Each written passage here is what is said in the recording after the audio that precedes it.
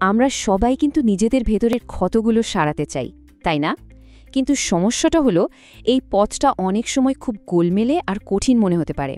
এই জার্নিতে অনেকেই বেশ দিশেহারা বোধ করেন। এই যে দিশেহারা লাগাটা, এটা কিন্তু খুবই স্বাভাবিক। তবে চিন্তার কিছু নেই, কারণ আজকের এই আলোচনায় আমরা এমন একটা গাইডলাইন দেখব যেটা এই ধোঁয়াশা কাটিয়ে একটা পরিষ্কার রাস্তা দেখাতে পারে। তো আজ আমরা কি বিষয় নিয়ে কথা বলবো?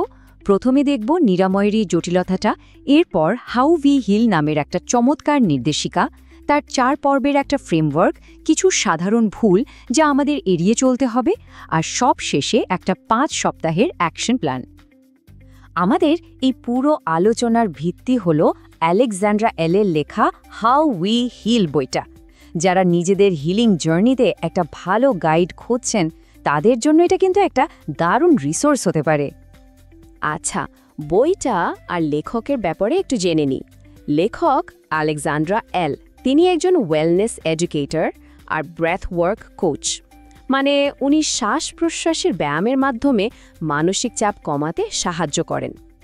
এই বইটার মূল দর্শনটাই খুব সুন্দর, একদম সহজ, সামগ্রিক আর সবাইকে আপন করে নেওয়ার মতো একটা অ্যাপ্রোচ। সবচেয়ে বড় কথা হলো, এটা বলে যে হিলিং কোনো সিধি রেখায় চলে না, আর আমাদের অতীতই আমাদের ভবিষ্যৎ ঠিক করে দেয় না। বইটার সবচেয়ে বড় প্লাস পয়েন্ট কি জানেন? এটা খুব জটিল একটা বিষয়কে একটা পরিষ্কার কাঠামোর মধ্যে নিয়ে আসে। শুধু থিওরি নয়, বরং জার্নালিং আর ছোট ছোট অনুশীলনের মাধ্যমে পাঠককে কাজে নামতে উৎসাহ দেয়। অবশ্যই একটা ব্যালেন্স ভিউ রাখাও দরকার। যেমন যারা অলরেডি অনেক সেলফ হেল্প বই পড়েছেন, তাদের কাছে হয়তো কিছু জিনিস চেনা লাগতে পারে। আর হ্যাঁ, এটা ধরে নেয় যে এই কাজগুলো করার জন্য আপনার কাছে যথেষ্ট সময় আর একটা নিরাপদ পরিবেশ আছে। তো চলুন এবার বইটার একেবারে মূল পদ্ধতিতে ঢোকা যাক। পুরো বইটা একটা খুব পরিষ্কার 4 ভাগের কাঠামোর ওপর দাঁড়িয়ে আছে। এই হিলিং জার্নির পুরো পথটা আসলে এই 4টা ধাপকে কেন্দ্র করেই তৈরি। তো ধাপগুলো কি কি? প্রথমত, একদম শূন্য থেকে শুরু করা। দ্বিতীয়ত, নিজের ভয়ের সাথে বন্ধুত্ব পাতানো। তৃতীয়ত, নিজের ভেতরের শক্তিটাকে আবার ফিরে পাওয়া। আর সবশেষে নিজের মন বা হৃদয়কে সারিয়ে তোলা। আচ্ছা, এই ধাপগুলো তো আমরা জানলাম, কিন্তু এই পথে হাঁটার সময় কোন ভুলগুলো এড়িয়ে চলতে হবে সেটা জানাও কিন্তু ঠিক ততটাই জরুরি। সবচেয়ে বড় ভুল যেটা হয় তা হলো একটা কুইক ফিক্স বা দ্রুত সমাধান খোঁজা। কিন্তু বইটা বারবার মনে করিয়ে দেয়, হিলিং একটা লম্বা আঁকাবাঁকা জার্নি, এখানে কোনো শর্টকাট নেই। আরেকটা ব্যাপার হলো, শুধু বইটা পড়ে যাওয়া না, ওভাবে কাজ হবে না।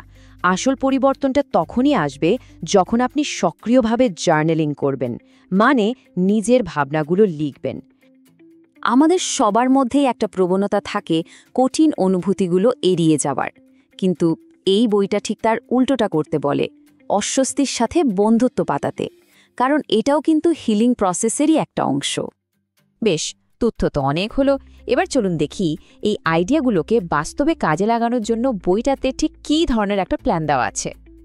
দেখুন, এখানে 5 সপ্তাহের একটা প্ল্যানের একটা ঝলক দেয়া আছে।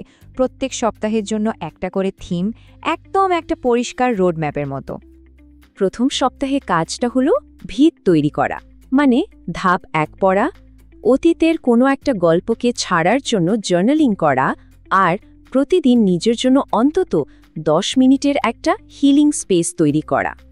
দ্বিতীয় সপ্তাহে ফোকাসটা থাকবে ভয়ের ওপর, মানে ধাপ 2 পড়তে হবে, নিজের কোনো ভয় বা লজ্জার গল্প লিখতে হবে, আর রোজ 5 মিনিট করে শ্বাস-প্রশ্বাসের ব্যায়াম বা ব্রেথ ওয়ার্ক প্র্যাকটিস করতে হবে। তৃতীয় সপ্তাহটা হলো নিজের শক্তি ফিরে পাওয়ার। এখানে আমাদের কাজ হবে ধাপ 3 পড়া, নিজের কোনো সীমাবদ্ধ বিশ্বাসকে একটা পজিটিভ বিশ্বাসে বদলে ফেলা, আর নিজের জন্য একটা ব্যক্তিগত বাউন্ডারি সেট করা। চতুর্থ সপ্তাহে আমরা মনকে সারিয়ে তোলা আর আনন্দ খুঁজে নেওয়ার দিকে মনোযোগ দেব। এই সপ্তাহে একটা আনন্দের কাজ শিডিউল করতে হবে, আর নিজের জন্য সহানুভূতির একটা চিঠি লিখতে হবে। আর একদম শেষ সপ্তাহটা হলো সবকিছুকে গুছিয়ে আনার, মানে সবগুলো ধাপ একবার ঝালিয়ে নেওয়া, ভবিষ্যতের জন্য একটা হিলিং কন্ট্রাক্ট তৈরি করা, আর পুরো যাত্রায় কি পরিবর্তন এলো, কি চ্যালেঞ্জ এলো তা নিয়ে ভাবা। তাহলে প্রশ্ন হল, এই বই বা এই পদ্ধতিটা ঠিক কাদের জন্য? সত্যি বলতে এটা তাদের জন্য যারা সত্যিই মন থেকে নিজেদের ভেতরের কাজগুলো করতে প্রস্তুত, যেমন লেখা, গভীরভাবে ভাবা আর বাউন্ডারি সেট করা। বইটার একটা মূল কথাই হল, আপনার অতীত আপনার ভবিষ্যৎ নির্ধারণ করে না। এটা কিন্তু ভীষণ শক্তিশালী একটা ভাবনা, তাই না? আর সবশেষে বইয়ের একটা প্রশ্ন দিয়েই শেষ করি, যেটা আমাদের সবাইকে ভাবার জন্য একটা দারুণ সুযোগ করে দেয়। প্রশ্নটা হলো, কোন গল্পটি ছেড়ে দিতে আমরা প্রস্তুত?